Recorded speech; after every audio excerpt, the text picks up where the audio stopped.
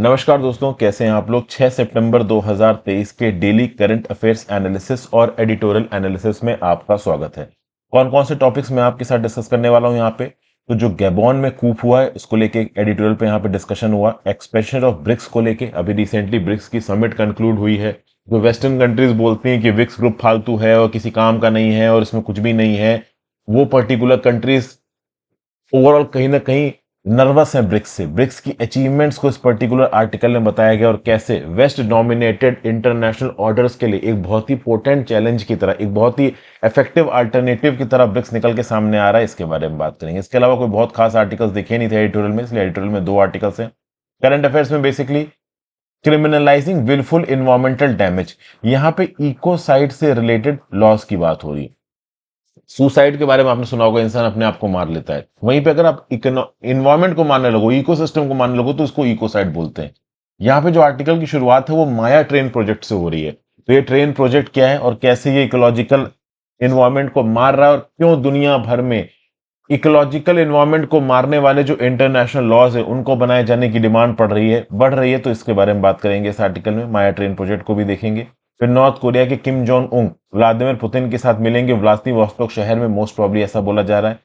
इस ट्रैक ने यहाँ पे सेकंड एक्शन किया, आदित्य L1 के ऑर्बिट को यहाँ पे मैनूवर किया गया है। इसके बारे में यहाँ पे बात करेंगे। फिर सेंटर यहाँ पे साइन करेगा एक MOU एडोबो के साथ बच्चों को क्लासरूम में ट्रेन करने के लिए। ठीक है। उसके बाद ये जो इंडिया नाम का शब्द, इसको भारत से रिप्लेस किया गया है G20 इनवाइट में, जो कि प्रेसिडेंट ने अलग अलग राज्यों को भेजा है। और इस बात को लेके बहुत बेकार की पॉलिटिक्स यहाँ पे शुरू हो गई है, एक ऐसी पॉलिटिक्स जिसका कोई लीगल बेसिस नहीं है। तो इसके बारे में यहाँ पे बात करेंगे। और बेसिकली खुद लीगल एक्सपर्ट्स जो कि अपोजिशन के बिहाफ पे हैं, जैसे कि अभिषेक सिंघवी साहब यहाँ पे बोल रहे हैं कि इंडिया की बजाय भारत का इस्तेमाल करना ऑफिशियल डॉक्यूमेंट्स में ये कंप्लीटली लीगल है। तो वैसे देखा जाए तो बहुत ज्यादा न्यूज दोस्तों आज है नहीं, पर जो भी है हम लोग एक एक करके देखते हैं। ओवरऑल मेंटरशिप कोर्स लाइव है दोस्तों। उसके साथ साथ जो एथिक्स का इंडिविजुअल कोर्स है वो भी यहाँ पे लॉन्च हो गया। बहुत सारे लोगों ने बोला था सर कि एथिक्स का इंडिविजुअल कोर्स लॉन्च कर दीजिए, ethics to examples and formulas का। तो वो कोर्स भी अलग से लॉन्च है। तो जो लोग मेंटरशिप कोर्स नहीं लेना चाहते, सिर्फ ethics through examples and formulas का कोर्स लेना चाहते हैं, उनको भी वो मिल जाएगा। लास्ट कुछ घंटे बचे हैं ओवरऑल कल की जो डिस्काउंट था टीचर्स डे वाला उसके लिए, तो आप चाहो तो आज के लिए उसको अवेल कर सकते हो। वैसे मैं बता दूं, ethics through examples of formulas का आप सिंगल लोगे, इससे बेटर तो आप पूरा मेंटरशिप कोर्स ले लीजिए, क्योंकि पूरे मेंटरशिप कोर्स में ethics through examples and formula और आगे जो भी वर्ड हिस्ट्री इन्वायरमेंट आएगा सब कुछ इंक्लूडेड होगा। और एथिक्स में केवल आपको एथिक्स मिलेगा। हालांकि अगर आप सिर्फ एथिक्स लेना चाहते हैं तो वो भी ले सकते हैं। चलिए, आज का पहला आर्टिकल। अच्छा, टेलीग्राम ग्रुप से इस लेक्चर की पीडीएफ जरूर डाउनलोड कर लो दोस्तों। पीडीएफ कहीं ना कहीं नोट्स की तरह काम करती हैं। तो मेरी वेबसाइट www.harshidedi.com के स्टडी मटेरियल सेक्शन में मेरी ऐप हर्षित द्विवेदी एजुकेशन, जो कि एंड्रॉइड और आईओएस दोनों पे अवेलेबल, उसके स्टडी मटेरियल सेक्शन में और टेलीग्राम ग्रुप में पीडीएफ ऑलरेडी अपलोडेड है, आप चाहें तो डाउनलोड कर सकते हैं।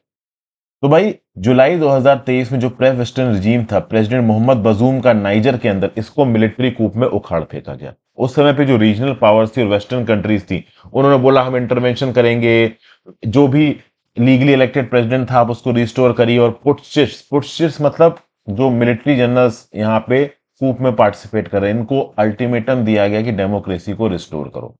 अब डेमोक्रेसी को रिस्टोर करना तो दूर है, नाइजर में तो वैसे ही कूप हो रखा है, अब गैबोन में भी कूप हो गया। वैसे देखा जाए तो पिछले कुछ सालों में अफ्रीका में माली, सूडान, बुर्किना फासो और गिनी में ऑलरेडी कूप हो चुके हैं। फिर नाइजर में कूप हुआ, अब गैबोन में भी यहाँ पे कूप हो चुका है।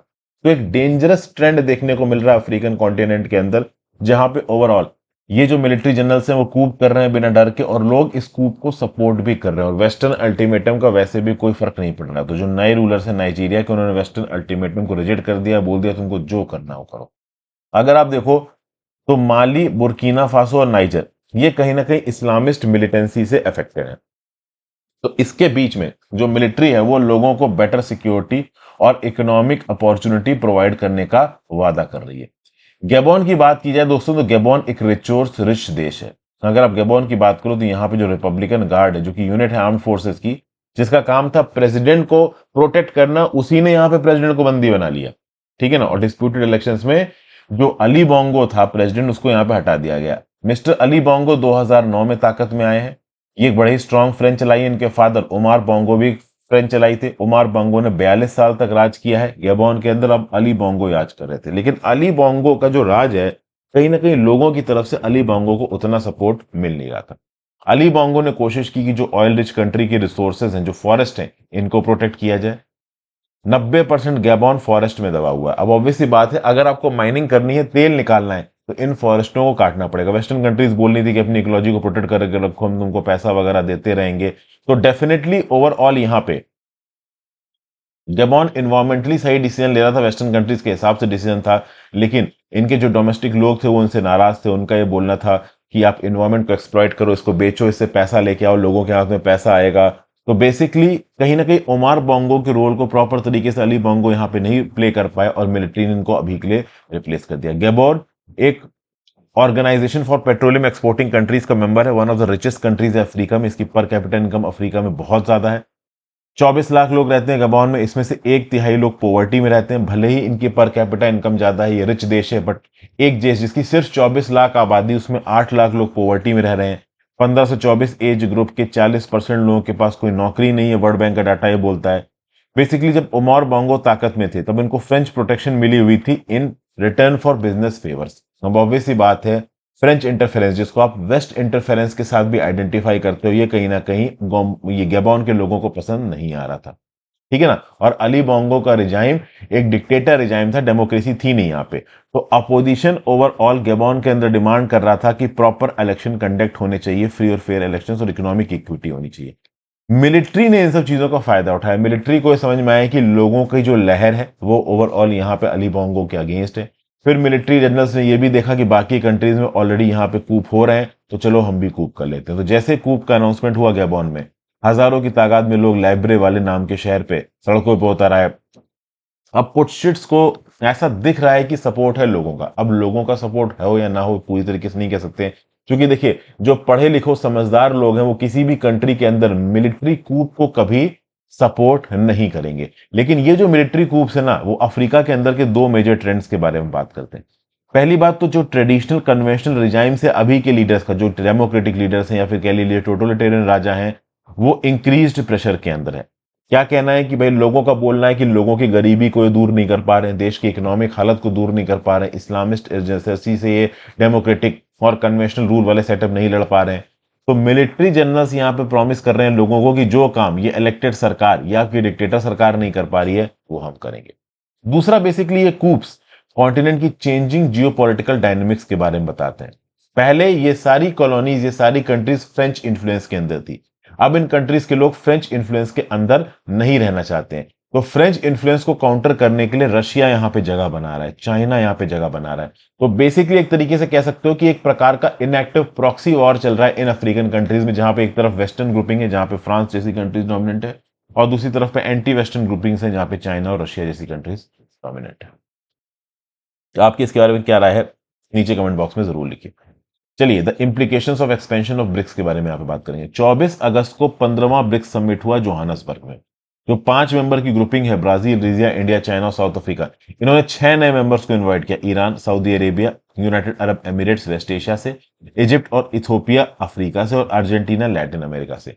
ये भाई बिल्कुल याद रखना कि 6 कौन से नए कंट्रीज मेंबर बनी है ब्रिक्स की, ये बहुत ज्यादा जरूरी है। अब यहां पे रिपोर्ट किया जा रहा है कि 40 कंट्रीज ने इंटरेस्ट दिखाया कि वो ब्रिक्स ज्वाइन करना चाहते हैं। 22 कंट्रीज ने अपनी फॉर्मल एप्लीकेशंस को यहां पे सबमिट भी किया है। 2009 से लेके ब्रिक्स हर बार एनुअल समिट लेवल के लिए मिला है, और इसके साथ साथ बहुत सारे एक्सपर्ट कॉन्क्लेव्स और मिनिस्ट्रियल समिट्स ब्रिक्स की रेगुलरली होती रहती है।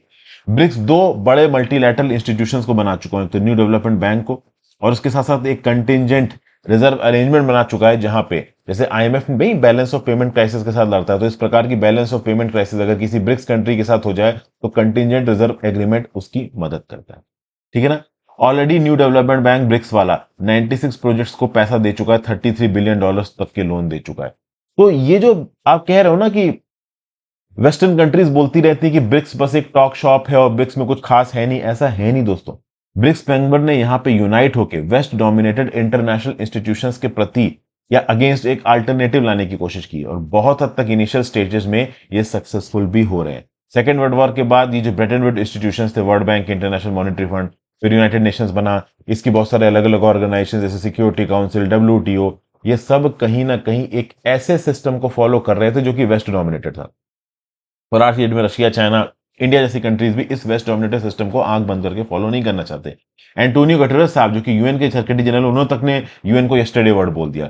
पुराने जमाने में जी रहे हैं, आज की करंट कंटेम्प्रेरी रियलिटीज के साथ वाक्य नहीं रख रहे हैं। तो ऑब्वियस सी बात है, वाक्य रखने के लिए जो करंटली ताकत कंट्रीज हैं, जियो बड़े प्लेयर्स हैं, चाइना, इंडिया, रशिया जैसे, इन्होंने ब्रिक्स बना रखे हैं।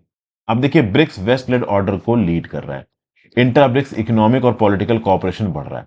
आउटसाइड वेस्टर्न कंट्रोल ये इंस्टीट्यूशंस बना रहे हैं, रोबस्टली एजिटेट कर रहे हैं वाइड रेंजिंग रिफॉर्म्स के लिए, ताकि प्रेजेंट इंटरेस्ट इमर्जिंग इकोनॉमीज के एकोमोडेट किए जा सके। जो जोहानसबर्ग डिक्लेरेशन, इसने कैटेगरिकली असर्ट किया है कि जो मेंबर्स हैं वो स्ट्रेटेजिक पार्टनर हैं, एक मोर रिप्रेजेंटेटिव फेयर इंटरनेशनल ऑर्डर बनाना चाहते हैं। हालांकि जहां पे चाइना जैसी कंट्रीज हैं और बहुत हद तक रशिया के करंट हालात में एक फेयर रिप्रेजेंटेशनल ऑर्डर ये बना नहीं सकते स्ट्रेटेजिक एनवायरमेंट। मोस्ट प्रॉब्ली यहाँ पे चाइना अपने आप को ब्रिक्स के अंदर बाप बनाने की कोशिश करेगा, बट चाइना के लिए आसान नहीं होगा, क्योंकि यूएन जैसे हालात यहाँ पे नहीं है।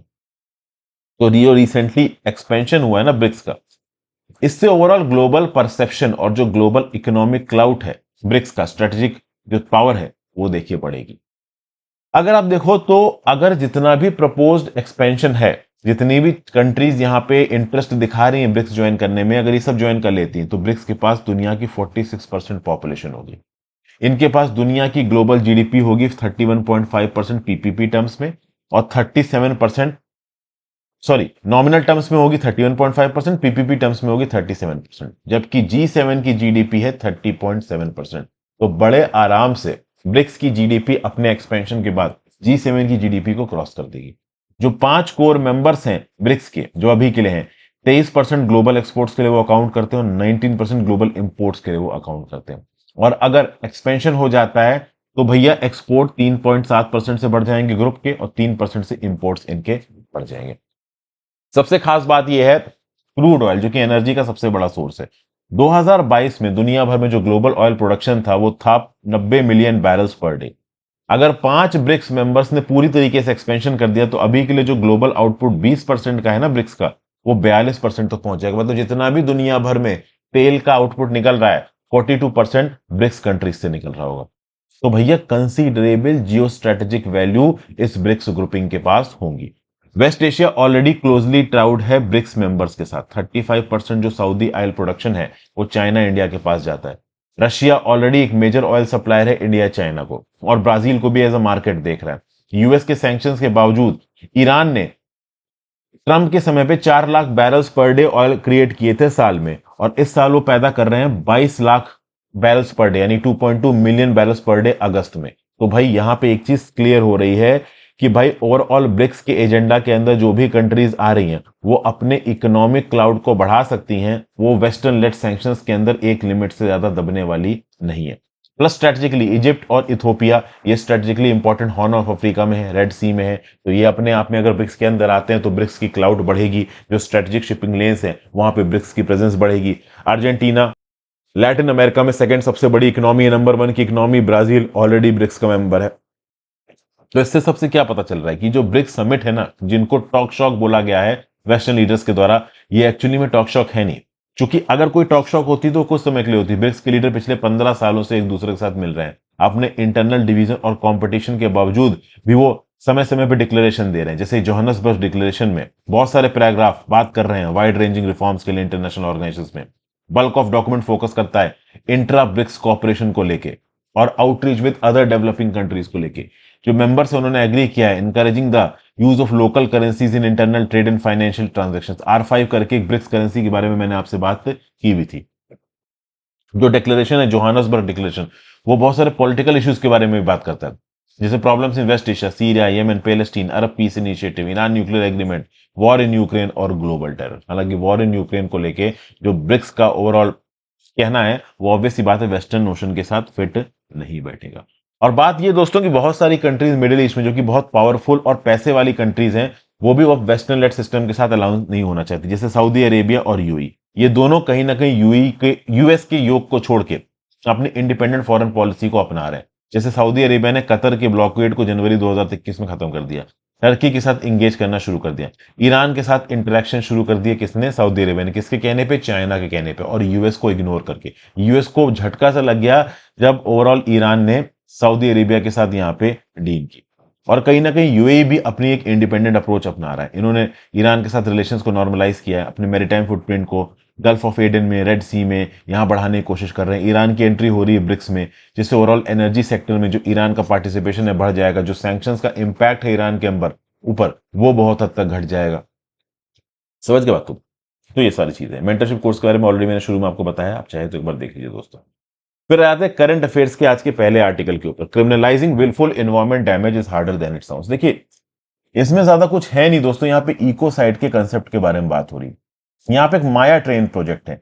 अगर आप माया ट्रेन प्रोजेक्ट देखोगे दोस्तों, तो यहाँ पे आपको एक मैप नजर आ रहा है। जो मैक्सिको कंट्री है ना, ये यहाँ पे आपको मैक्सिको दिख रहा है, ऊपर वाले मैप को, छोटे वाले मैप को देखो, इसमें जो इधर आपका पेनिनसुला है, युकाटन पेनिनसुला, इस युकाटन पेनिनसुला में कैनकन से लेके ओवरऑल पूरे युकाटन पेनिनसुला को ट्रेवर्स करने वाली एक ट्रेन है। कार्गो ट्रेन भी है, पैसेंजर ट्रेन भी है। इसको आप बोल रहे हो माया ट्रेन प्रोजेक्ट। अब ये माया ट्रेन प्रोजेक्ट बड़े स्केल पे इन्वायरमेंट को डैमेज पहुंचाएगी, कुछ ऐसा यहाँ पे बोला जा रहा है। तो ये एक फेरोनिक प्रोजेक्ट है, 1525 किलोमीटर लंबा है। टूरिस्ट को कनेक्ट करेगा कैरेबियन में हिस्टोरिक माया साइट से। $20 बिलियन की कॉस्ट पे बनाया जाएगा, लेकिन इसको मेगा प्रोजेक्ट ऑफ डेथ बोला जा रहा है। युकाटन पेनिनसुला को ये पर्टिकुलर प्रोजेक्ट बर्बाद करके रख देगा, इसके रिच वाइल्डरनेस को तबाह कर देगा, एंशिएंट केव सिस्टम्स को तबाह कर देगा, इंडिजीनियस कम्युनिटीज के जो आप कह लो रहने वाली जगह है, नेटिव जगह है, उनको तबाह कर देगा। तो जो ट्राइब्यूनल है for the rights of nature in August, इन्होंने बोला कि भाई ये जो पर्टिकुलर प्रोजेक्ट है, इसको क्राइम्स ऑफ इकोसाइड और एथनोसाइड में क्लासिफाई करना चाहिए। मतलब बेसिकली इकोसाइड का क्राइम, एथनोसाइड का क्राइम। इकोसाइड मतलब इन्वायरमेंट को, इकोसिस्टम को मार रहे हैं, कत्ल कर रहे हैं ये लोग इकोसिस्टम का। ओके, इकोसाइड का मतलब क्या है? ग्रीक और लैटिन से निकला हुआ, किलिंग वंस होम और एनवायरमेंट, किसी के होम को या एनवायरमेंट को मार देना। जैसे कि कभी कभी पोर्ट प्रोजेक्ट्स होते हैं, जैसे कि हमारे अंडमान और निकोबार में भी पोर्ट प्रोजेक्ट लेके आया जा रहा है। तो इस प्रकार के port expansion projects local marine life को मार देते हैं, फ्रेजाइल मैरीन लाइफ को, लोकल लाइवलीहुड को तबाह कर देते हैं, डिफॉरेस्टेशन करते हैं, इलीगल सैंड माइनिंग करते हैं, रिवर्स को पॉल्यूट कर देते हैं। Mexico one of the several countries है जो कि इकोसाइड लेजिस्लेशन को लाने की बात कर रहा है। तो बेसिकली माया ट्रेन प्रोजेक्ट के थ्रू, जिसको माया ट्रेन प्रोजेक्ट भी बोलते हैं, ठीक है ना, वहां पे मैक्सिको भाषा में, इसको मैक्सिको की भाषा में। तो ओवरऑल कहीं ना कहीं इस प्रकार के जो प्रोजेक्ट्स हैं, दुनिया भर में इस बात की डिमांड हो रही है कि इन प्रोजेक्ट्स को इकोसाइड के साथ रिलेट करना चाहिए, और इकोसाइड के प्रोजेक्ट्स के लिए एक इंटरनेशनल लॉ यहां पे होना चाहिए। एक बायोलॉजिस्ट है आर्थर गास्टन, 1970 में इनको क्रेडिट किया गया कि इन्होंने इन्वायरमेंटल डिस्ट्रक्शन को जेनोसाइड के साथ लिंक किया। जेनोसाइड एक इंटरनेशनल क्राइम है, जैसे कि हिटलर ने ज्यूस को मारा था ना, तो उसको आप जेनोसाइड बोलते हो। यूएस मिलिट्री ने यूज किया था एजेंट ऑरेंज वियतनाम वॉर में। 2 साल बाद स्टूडेंट प्राइम मिनिस्टर ओलॉफ पाल ने टर्म यूज किया, किसको? इकोसाइड को। कहां पे? स्पीच में, यूएन में। ब्रिटिश लॉयर पॉली हिगिंस ने 2010 में इंटरनेशनल क्रिमिनल कोर्ट को बोला कि भाई इकोसाइड को आप इंटरनेशनल क्राइम बताइए। मतलब कहीं पे भी अगर इन्वायरमेंट को, इकोसिस्टम को मारा जा रहा है, तो इसको इंटरनेशनल क्राइम बोला जाएगा, इसको जेनोसाइड के साथ कंपेयर किया जाएगा।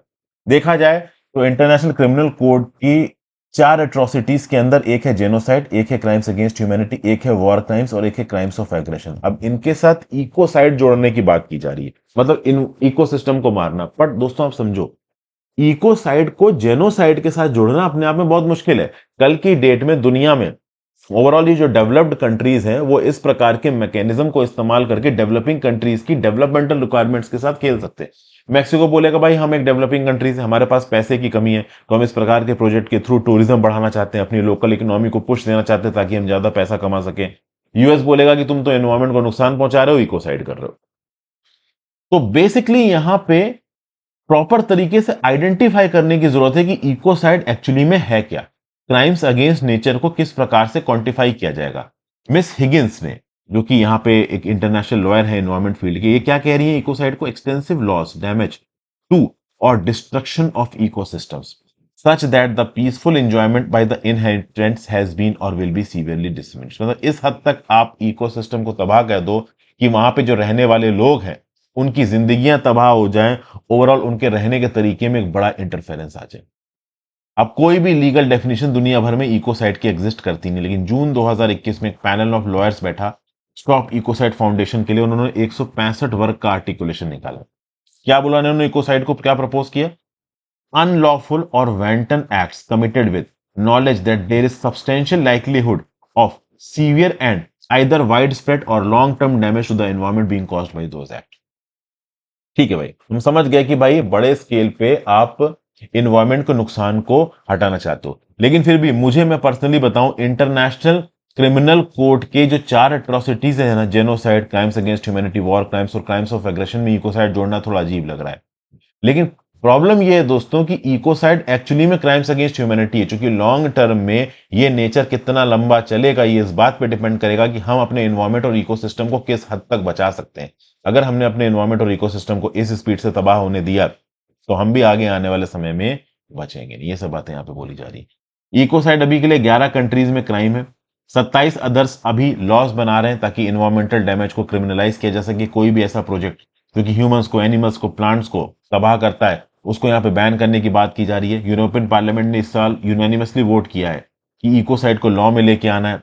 बहुत सारे नेशनल डेफिनेशंस के हिसाब से मास डिस्ट्रक्शन ऑफ फ्लोरा और fauna, poisoning the atmosphere of water resources, deliberate action capable of causing an ecological disaster, इन सबको इकोसाइड की परिभाषा में लेके आया जाएगा। ठीक है। इनफैक्ट इंटरनेशनल क्रिमिनल कोर्ट और यूक्रेन का पब्लिक प्रोसिक्यूटर इस समय पे रशिया के रोल को इकोसाइड में चेक कर रहे हैं। जैसे कि नोवा खकोवका डैम करके एक डैम था जिसको यहाँ पे डिस्ट्रॉय किया रशिया ने। अब इसके चलते फ्लड्स आ गए डाउन स्ट्रीम इलाके में और बहुत सारा ऑयल और टॉक्सिक फ्लूइड ब्लैक सी में रिलीज हो गया। तो इस पर्टिकुलर एक्ट को इकोसाइड का एक्ट बोला जा रहा है। किसके द्वारा? रशिया के द्वारा। तो इकोसाइड लॉज लीगल इंस्ट्रूमेंट हो सकते हैं एनवायरमेंटल प्रोटेक्शन में लूप होल को फुलफिल करने के लिए। इंडिया हो गया, पाकिस्तान हो गया, दुनिया भर की जो भी कंट्रीज होगी, इवन यूरोपियन कंट्रीज होगी, वहां के जो लोकल एनवायरमेंटल लॉज है उसमें कुछ ना कुछ ऐसे फ्लॉज, ऐसे लूप होल है जिसके बेसिस पे आप ऐसे एनवायरमेंटल प्रोजेक्ट चला सकते हो जो कि एनवायरमेंट को नुकसान पहुंचाए। अगर एक इंटरनेशनली इकोसाइड की परिभाषा यहाँ पे आप निकालोगे तो दुनिया भर की कंट्रीज अपने डोमेस्टिक लेजिस्लेशन के अंदर इकोसाइड को जस्टिफाई नहीं कर पाएंगे, एनवायरमेंटल डैमेज को जस्टिफाई नहीं कर पाएंगे। जी, तो ये सब बातें यहाँ पे इकोसाइड के रिस्पेक्ट में बोली जा रही हैं। बेसिकली इकोसाइड के रिस्पेक्ट में इस आर्टिकल में इतना ही इंपॉर्टेंट है, बहुत ज्यादा अंदर घुसने की जरूरत नहीं है। काम भर की चीजें मैं आपको बता रहा हूँ, बहुत ज्यादा डिटेल में नहीं घुस रहा हूँ, क्योंकि फिर बहुत ज्यादा डिटेल में काम का है नहीं और बिना मतलब से टॉपिक बोरिंग होगा। फिर किम जोंग उन मिल सकते हैं व्लादिमीर पुतिन के साथ रशिया में। जी हाँ, एक यूएस ऑफिशियल ने एनोनिमिटी में यहाँ पे बोला कि व्लादिमीर पुतिन किम जोंग उनके साथ मिल सकते हैं। कहां मिलेंगे, कब मिलेंगे, इस बात को लेकर अभी के लिए जानकारी है नहीं, बट शायद यहां पे व्लादिमीर पुतिन यानी कि मॉस्को कोशिश करेगा कि वो मिलिट्री इक्विपमेंट ले अपने वॉर के लिए यूक्रेन में। कहां से? नॉर्थ कोरिया से। अब आप सोचोगे कि सर नॉर्थ कोरिया इतनी छोटी सी कंट्री है, ये भाई क्या प्रोवाइड करेंगे आपका व्लादिमीर पुतिन को? व्लादिमीर पुतिन अपने आप में बहुत बड़ी है। तो अब देखिए, मोस्ट प्रॉब्ली यहां पे शायद व्लादिमीर पुतिन नॉर्थ कोरिया को ये कन्विंस करने की कोशिश करेंगे कि सेल्फ आर्टिलरी एम्यूनिशन रशिया को प्रोवाइड किया जाए। सेल्फ आर्टिलरी एम्यूनिशन की एक बड़ी मैन्युफैक्चरिंग कह लो फैसिलिटी है नॉर्थ कोरिया के अंदर। तो नॉर्थ कोरिया बड़े स्केल पे इस एम्यूनिशन को मैन्युफैक्चर करके आपका रशिया को प्रोवाइड कर सकता है। नॉर्थ कोरिया के लिए आइडियोलॉजिकली ये सेट भी बैठेगा, क्योंकि कहीं ना कहीं वेस्टर्न सैंक्शंस नॉर्थ कोरिया के ऊपर लगे ही हैं और वेस्ट यहाँ पे यूक्रेन की मदद कर रहा है, तो नॉर्थ कोरिया हो सकता है रशिया की मदद करने लग जाए। और ये जो मीटिंग होने वाली है किम जोंग उन और पुतिन के बीच में, पैसिफिक सिटी व्लादिवोस्तोक में होने वाली है, ऐसा यहाँ पे बोला जा रहा है। तो क्रेमलिन और प्योंगयांग की यहाँ पे बातचीत होगी, लीडर लेवल डिप्लोमेटिक आपके लोग विजिट होगी। यहाँ पे यूएस साफ साफ नॉर्थ कोरिया को बोल रहा है कि भाई आप अपने आर्म्स निगोशिएशंस को बंद करिए रशिया के साथ। आपके जो भी पब्लिक कमिटमेंट्स हैं कि प्योंगयांग यानी कि नॉर्थ कोरिया रशिया को आर्म्स नहीं बेचेगा, इनको बंद करिए। लेकिन नॉर्थ कोरिया तो बड़े आराम से बोल सकते हैं ना कि तुम बकवास कर रहे हो, तुमने हमारे ऊपर इतने सैंक्शंस लगा रखे हैं, हमारी इकोनॉमी को क्रिपल कर रखा है, और फिर तुम हमें यहाँ पे ज्ञान बांटते फिर रहे हो, हम तुम्हारा ज्ञान नहीं लेंगे। समझ गए? तो ये सारी बातें। फिर स्ट्रैक ने सेकंड एक्शन लिया है, आदित्य L1 नए ऑर्बिट में आ गया। आदित्य L1 जो कि PSLV C57 के थ्रू ऊपर गया था। पहले जो उसका ऑर्बिट था वो 235 किलोमीटर क्रॉस 19,500 किलोमीटर का था। अब ऑर्बिट मैन्यूवरिंग हुई है और उसको 282 किलोमीटर बाई 40,225 किलोमीटर के ऑर्बिट में लेके आया गया। 16 दिन तक ये अर्थ के चारों तरफ घूमता रहेगा और फिर इसको डायरेक्ट कर दिया जाएगा सन की तरफ। इसको L1 पॉइंट पे प्लेस किया जाएगा। देखिए L1 लैग्रेंजे पॉइंट्स के बारे में मैं एक शॉर्ट बनाने की कोशिश करूंगा। अगर ये अर्थ है, ये आपका सॉरी, अगर ये आपका सन है, ये आपका अर्थ है, तो यहाँ पे लैग्रेंजे पॉइंट 1 है, यहाँ पे लैग्रेंजे पॉइंट 2 है। जेम्स वेब जो टेलीस्कोप है वो लैग्रेंजे पॉइंट 2 पे है। L1 में क्या है कि सन और अर्थ के बीच में तो लगातार सन को यहाँ पे देख पाएगा, और एक बड़ा ही एसेंट्रिक किस्म का हेलो ऑर्बिट है उस एल्वो पॉइंट के पास, जिसके चारों तरफ ये आदित्य L1 घूमता रहेगा। तो ये जो हेलो ऑर्बिट बनता है लैग्रेंजे पॉइंट 1 के बाद, ये बेसिकली थ्री बॉडी के बैलेंसिंग के रिस्पेक्ट में ऑर्बिट बनता है, और ये ऑर्बिट ना सर्कुलर है ना ही एलिप्टिकल है। तो मैं आपको ये बता दूं कि सन और अर्थ के बीच में किसी एक पर्टिकुलर लैग्रेंजे वन पॉइंट पे प्लेस नहीं है। लैग्रेंजे वन पॉइंट के चारों तरफ जो हेलो ऑर्बिट है ना, उस हेलो ऑर्बिट में एर्राटिक और एसेंट्रिक तरीके से घूमता रहेगा ये आदित्य L1। बट ये कहीं ना कहीं L1 पॉइंट के आसपास ही रहेगा, तो आराम से अर्थ को ये सन को ये मॉनिटर कर पाएगा। ठीक है ना। तो इस हेलो ऑर्बिट के बारे में मैं अलग से आपके लिए एक वीडियो बनाऊंगा आगे आने वाले समय में। फिर यूनियन एजुकेशन मिनिस्ट्री ने एक एग्रीमेंट साइन किया है ग्लोबल सॉफ्टवेयर मेजर एडोबी के साथ। यहाँ पे बच्चों को मदद करने की बात की जा रही है ताकि वो क्रिएटिव एक्सप्रेशन को डेवलप कर सके क्लासरूम्स के अंदर एडोब एक्सप्रेस की एप्लीकेशन को इस्तेमाल करके। ट्रेनिंग और सर्टिफिकेशन देने की बात की जा रही है क्रिएटिविटी और डिजिटल लिटरेसी में। कब से 20 मिलियन स्टूडेंट्स को, 2 करोड़ स्टूडेंट्स को और 5 लाख टीचर्स को 2027 तक एडोबी एक्सप्रेस बेस्ड करिकुलम को इस्तेमाल करके। ठीक है। इस पार्टनरशिप को ट्यूसडे को साइन किया गया। Union education minister Dharmendra Pradhan साहब ने बोला है कि डिजिटलाइजेशन के एरा में, न्यू आइडियाज, न्यू इनोवेशन और क्रिएटिविटी के एरा में जो पार्टनरशिप है ये नई स्टैंडर्ड और बेंचमार्क्स को क्रिएट करेगा बच्चों के लिए। यहाँ पे कॉन्ग्रेचुलेट किया गया एजुकेशन इकोसिस्टम को। एक कोलैबोरेटिव एमओयू लाने की बात की जा रही है एडोबे मल्टीनेशनल और ग्लोबल कंपनी के साथ। एडोबी की जो वाइस प्रेसिडेंट है यहाँ पे एमडी प्रतिभा मोहापात्रा जी, वो ये बोल रहे हैं कि एडोबी की क्रिएटिविटी और डिजिटल स्किलिंग प्लेटफॉर्म्स को इस्तेमाल करके मिलियंस ऑफ बच्चों को ऑलरेडी इंडिया के अंदर मदद मिल चुकी है। Ground breaking generative artificial intelligence इनके एडोब एक्सप्रेस सॉफ्टवेयर के अंदर आता है, और ये इंडिया के क्लासरूम्स को एम्पावर करेगा। लेटेस्ट टेक्नोलॉजी के थ्रू बच्चे और एजुकेटर्स किस प्रकार से अपने आप को क्रिएटिविटी के साथ जोड़ सकते हैं, इसमें एडोबे इंडिया की डेवलपमेंटल ग्रोथ में एक इंपॉर्टेंट रोल प्ले करेगा। तो इस प्रोग्राम के अंदर एडोबे प्रोवाइड करेगा स्कूल्स अक्रॉस द कंट्री को free access to its Adobe Express premium and professional development of educators. ठीक है ना। एडोबे एक्सप्रेस प्रीमियम खरीदना नहीं पड़ेगा स्कूलों को, ना ही बच्चों को और ना ही एजुकेटर्स को। करिकुलम, ट्रेनिंग और सर्टिफिकेशन एडोबे एक्सप्रेस टूल्स और कैपेबिलिटीज के बेसिस पे यहाँ पे स्टूडेंट्स और एजुकेटर्स को प्रोवाइड की जाएगी अलग अलग फील्ड में, क्रिएटिविटी में, जनरेटिव आर्टिफिशियल इंटेलिजेंस में, डिजाइन में, वीडियो एनिमेशन और बाकी इमर्जिंग टेक्नोलॉजीज में। 5 लाख एजुकेटर्स को अपस्किल किया जाएगा इस एडोबे एक्सप्रेस को इस्तेमाल करके, और एडोबे कंपनी इसमें एक इंपॉर्टेंट रोल प्ले करेगी। आगे जाते हैं। भारत को रिप्लेस कर दिया गया है इंडिया से G20 इनवाइट में। देखिए बहुत सिंपल बात है। यहाँ पे प्रेसिडेंट द्रौपदी मुर्मू जी ने सारे स्टेट्स और head of government chief ministers को एक चिट्ठी भेजी, एक ऑफिशियल इन्विटेशन भेजा G20 समिट जो दिल्ली में होने वाला उसके ऑफिशियल बैंकों के लिए, और उसमें प्रेसिडेंट ऑफ इंडिया की बजाय प्रेसिडेंट ऑफ भारत लिख दिया गया।